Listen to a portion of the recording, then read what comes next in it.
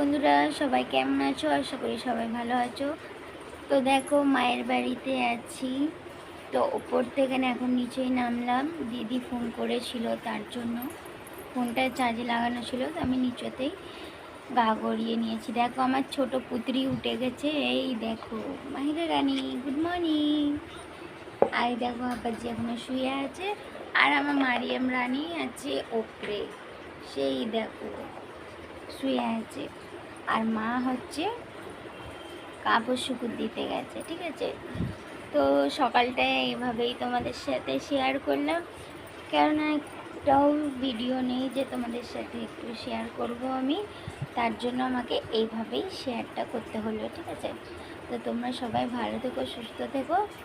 আবারও ভিডিও পাবে, আগের মতোই ভিডিও পাবে, কিন্তু একটু মায়ের বাড়ি আছি, যখন নিজের বাড়িতে যাব তখন, ঠিক আছে। আগের ব্লগে দেখা হবে।